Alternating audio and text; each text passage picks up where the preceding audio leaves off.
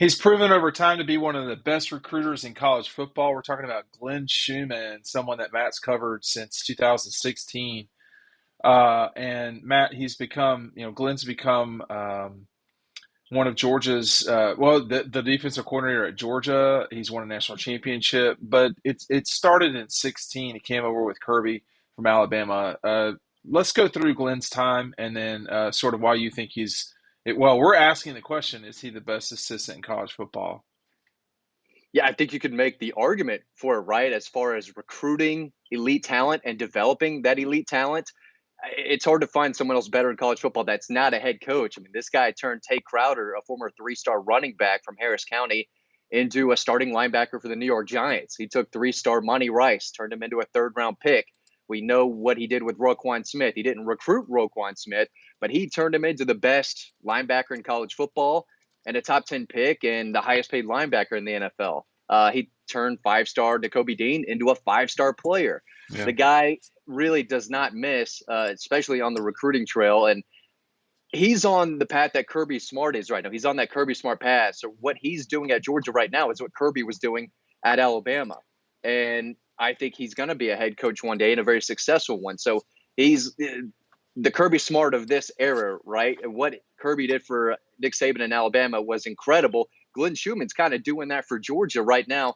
And, Dean, I don't think he gets the credit he deserves nationally because I don't think he's ever been the sole DC at Georgia. He obviously shared it with Dan Lanning, and now he's sharing it with Will Muschamp. So he's never really been on his own. But make no mistake, this guy is one of the smartest coaches on the staff. I think Kirby will even say that. When they do the high school coaching clinics, Glenn Schumann's the guy who makes the PowerPoints and explains what they're trying to do defensively and the schemes and all that. He's an incredibly smart coach, and he checks every box that you look for.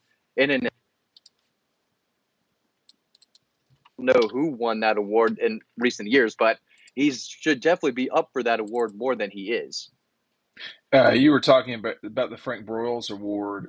Your audio jumped out just for a second there, and I think, well, I want to discuss a couple things here with you first. First of all, thanks to for the support from DoorDash.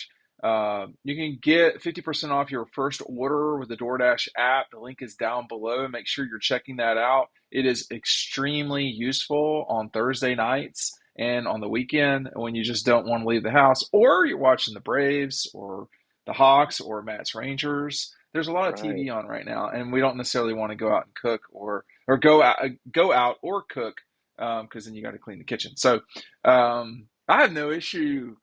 I like to cook, as Matt knows, Yeah. but I'm not a giant fan of cleaning. But it comes with the You're good. territory. You're good. Th- I can't cook, so I should use DoorDash for sure. well, So, I'll just say this: with DoorDash, you don't have to clean up. So that's my biggest right. thing. Use the code DOGPOST, DAWG, POST, and it's a limited time offer and restrictions apply. So make sure you're checking that out down below. As it relates to Glenn, I want to poke into this just a little bit because, um, he is a little bit younger than you. Is that right? Or is he your age exactly? He's about my same age. He might be a year older than I am, but I mean, Right. early 30s, and he's accomplished a lot, as a Yeah. coach in his early 30s for sure. What do you learn as a coach, do you think, going from your 20s into your early 30s? I mean, college football has changed and continues to change. What has Glenn Schumann gotten better at that maybe other folks are missing, or what is Glenn bringing to the table that is missing from other places? Well, he's definitely Players? Yeah, he's got the football IQ, and early on, you could see that he can relate to the kids, right? He was a younger coach. He brings that fire, that energy, but now he's can show them the resume. Like, hey, here's Yeah. what I've been able to accomplish. This guy, this guy, this guy. Look at what we've done defensively. I've helped build, one of the greatest college football defenses in all time in 2021. Pretty damn good last year too in 2022, and they're not going to get a whole lot worse. This is going to be a very good defense for a long time. So not only can he relate to the kids, he's got that natural ability to excel, but now he's got maybe the best resume of any defensive coordinator out there that he can walk into, a recruit's home and show, him and his parents, hey, this is what I can do for you. When you come play for me, you go on and play in the NFL. Two guys have won the Buckus Award since I've been at Georgia too. So every box you look for, he can check and he can sell that as well as he can, just being a football guy and understanding the game and how to run a defense. I mean, the guy really can do it all. And there's a reason Kirby's wanted to keep him around and promote him and keep him on the staff as hard as he's been able to do. The one thing about this staff is it's gotten from Kirby's time. You started with Tracy Rocker, Sam Pittman. Shane Beamer was pretty young, but that was an older staff than it feels like it is now. You're replacing Coley. Let's see, Rocker, Coley, Pittman, and Jim Chaney with now Bobo, Hartley, BMAC.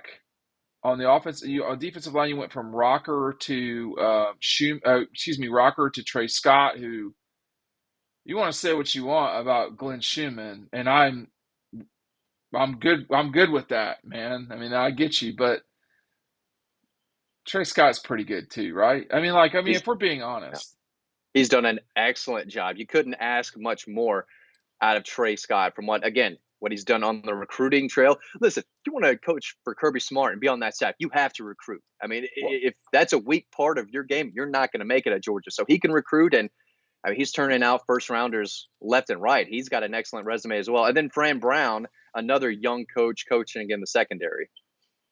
yeah, I don't know as much with Brown, but so the excellence or the genius is the wrong word. The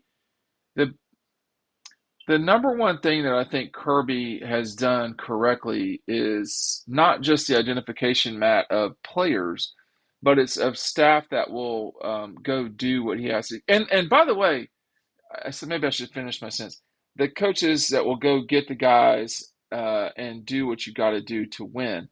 I wanted to spit out real quick though that folks inside the program will tell you that Kirby has changed a little bit, and this was before the second national championship. That it's not as he was a hammer to a nail for a long time, and I think he's still a hammer, but he's not doing that all the time. I think it's a little bit different for him than it's been over time. So I think he's got the coaching staff he really likes. I mean, Dan Lanning left, and that really probably was that. What do you say? This past one was it their best coaching staff? I'd Can't say so. remember. Was it? What did It's Kirby hard to say? Can you say. recall? I think Kirby said it's either the most cohesive or the best one he's had, but it's hard to say that when Dan Lanning just left, and we know how good Dan Lanning was. So it's hard to say they got better when he left, but he likes the energy and the passion that these guys have and the work ethic. I mean, you have to be on the recruiting trail working They and work a grinding. lot for sure. Yeah, They do, they and they put in get the paid time and very, very hours. well. I think Todd Absolutely. Hartley makes almost $1 million a year. Why? Why can't you do that? I mean, Maybe I should not be asking these sorts of questions. he knows a Uh, little bit more of the X's and O's than I do. yeah, So but I guess globally, what I'm saying is, there's no question that they work hard and they work a lot, but they do get really well compensated for that too. The other thing there were two things that I talked about a lot coming out of G Day that struck me. Number one, um, they Kirby said they are, we have good coaches and we are good players. We should be good, which I think is like the biggest takeaway I've ever heard. And then secondly, that Carson was the best quarterback that day. Those were the two things. But the one thing, Carson won't be the quarterback at some point. They seemingly will always have good players and coaches. I think we're learning that Miami's quarterback Van Dyke is going to Alabama today. We don't. I can't. I'm not reporting that. I just read that somewhere. If that's the case, that will make Alabama a little bit better at quarterback, I would think. But I bring that up to say, Matt, Georgia and Bama, Glenn Schumann's going to always have to deal with really good quarterbacks, and whether Van Dyke is a good one, I don't know. I don't know enough about him. But Alabama and Georgia, Ohio State, they should win. You know what I mean? And when it gets down to it, this is going to become a game for Kirby and Glenn and everybody about winning those last essentially 3 games of the season. Right now, that's the SEC championship game and the playoffs. but in the future that could just be the playoffs. Yeah, he's built a staff that's ready for that. They can go out and get elite talent year after year. I cover recruiting, so it's easier for me to go back to that.